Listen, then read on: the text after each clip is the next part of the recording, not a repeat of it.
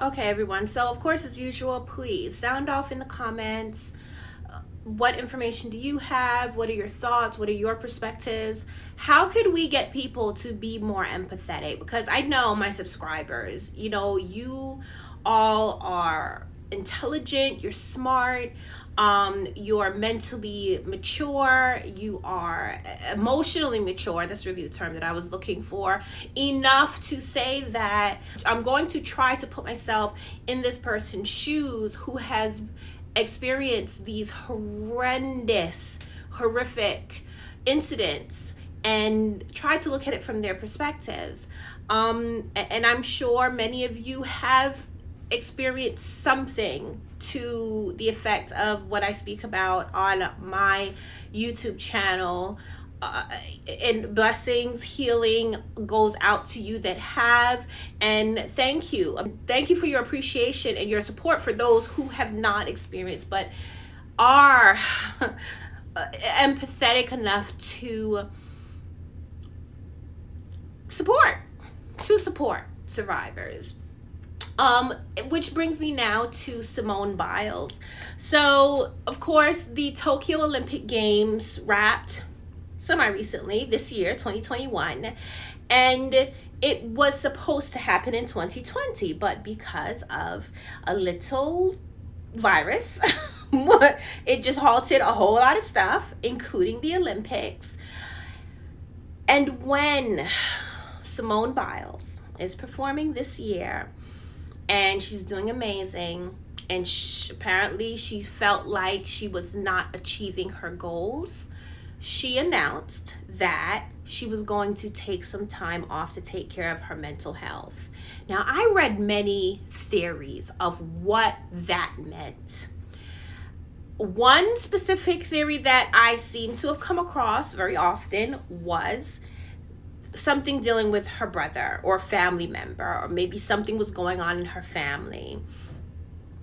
But as now we all know from her testimony, which I'm about to play a portion of it, stating why she did need to take care of her mental health, why she did need to step back from the Olympics, from the stress of it, and take time for herself and take care of herself. And that's when the criticism started pouring in. I mean, between people saying that you need to stick it out, and it was just disgusting. I got to the point where I could not read them anymore. I just remember seeing tweets and posts on Facebook saying that she was weak and all of this stuff, and it's like, do you know what kind of turmoil she was probably going through? And as you'll hear in this next clip, she was there alone. She couldn't take any of her family to Tokyo for the Olympics. She did not have that kind of emotional support. And okay, let me just play it and then I'll get into more analyzing. As the lone competitor in the recent Tokyo Games who was a survivor of this horror, I can assure you that the impacts of this man's abuse are not ever over or forgotten. The announcement in the spring of 2020 that the Tokyo Games were to be postponed for a year meant that I would be going to the gym, to training, to therapy, living daily among the reminders of this story for another 365 days. As I have stated in the past, one thing that helped me push each and every day was the goal of not allowing this crisis to be ignored. I worked incredibly hard to make sure that my presence could maintain a connection between the failures and the competition at Tokyo 2020. That has proven to be an exceptionally difficult burden for me to carry, particularly when required to travel to Tokyo without the support of any of my family. I am a strong individual and I will persevere, but I never should have been left alone to suffer the abuse of Larry Nassar.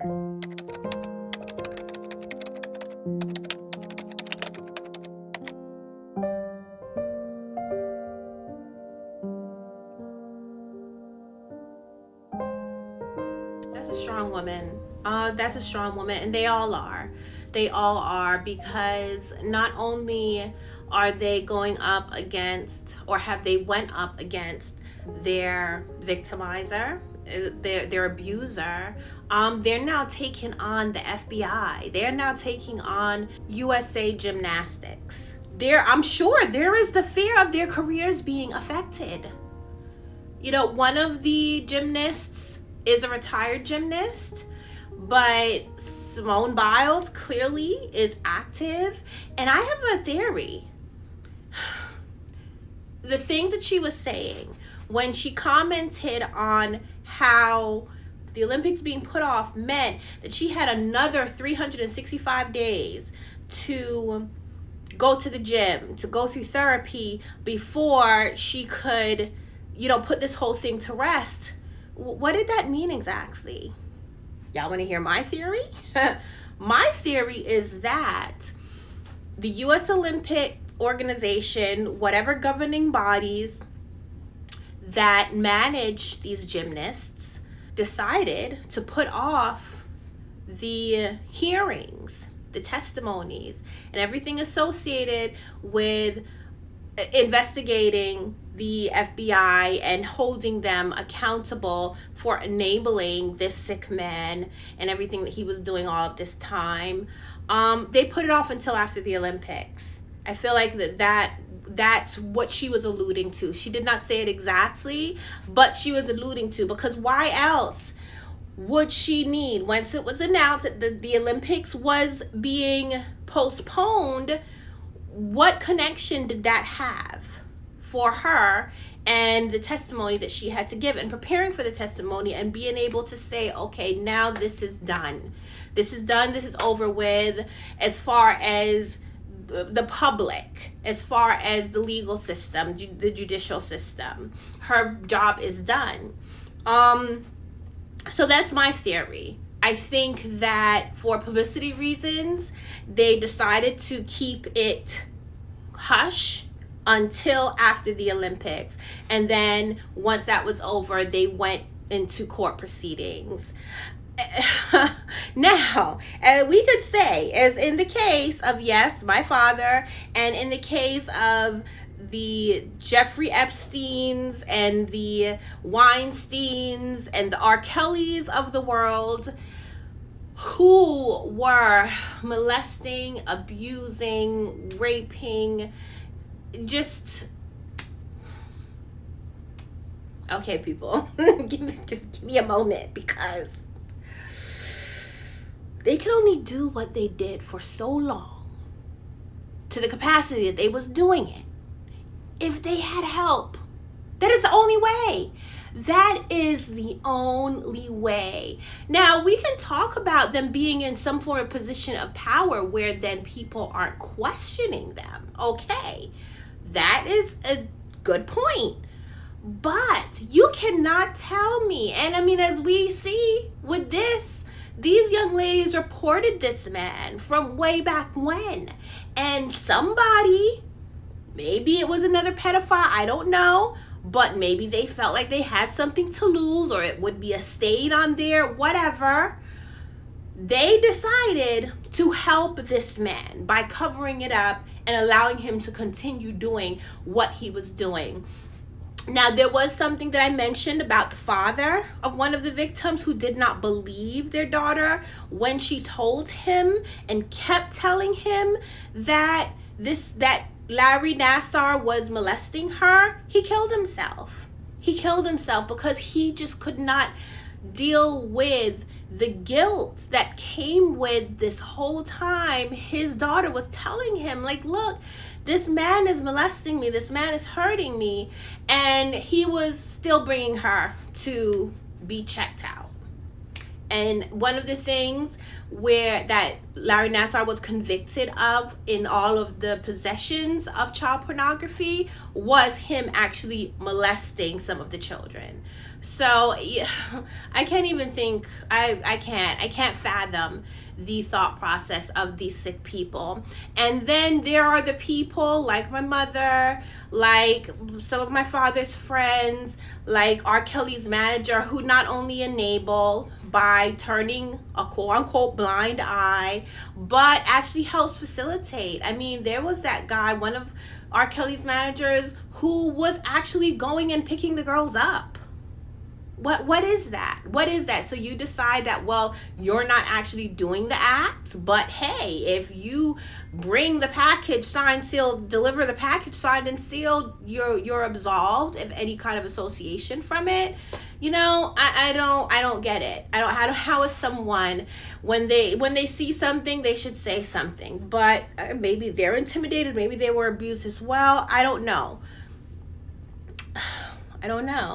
But I can tell you one thing, these things cannot happen to this capacity on this level without other people knowing. It's just not possible. Jeffrey Epstein had, his female, that guy from Nexum, he had women helping him. And it's just really sad and unfortunate that there are people in this world who may not be abusers, but they're just so weak that they can't stand up to abusers. Meaning, and I'm going to define, I want to make sure that I am very clear, meaning people that have not been abused by that abuser. If they have not been abused, because even with my mom, she was abused.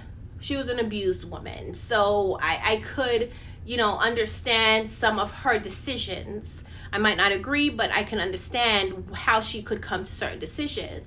But for those who are not abused by these perpetrators, yet enabling, helping them, covering up their messes, I don't understand. How weak can you be? How weak can you be? Well, everyone, that brings us to the end of this video.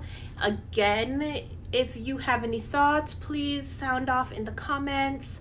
I will put links to other resources, to the complete testimony of Simone Biles, to some other literature about the case. If you're interested, I will put them down in the description box. And again, please hit that like button, subscribe, turn on your notifications so that you can be notified on when I upload another video and also when I go live, which will be again soon. Again, my name is Aziza Kibibi, and thank you. Shout out to all of my subscribers. Welcome to my new subscribers.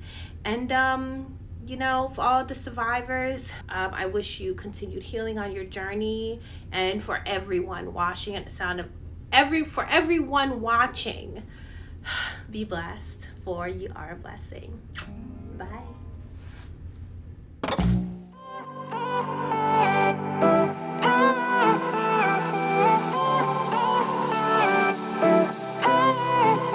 Isn't this a good life? Sitting on the front porch, sipping on the rocks, citrus in our beverages, citrus in our beverages. Show 'em live a good side.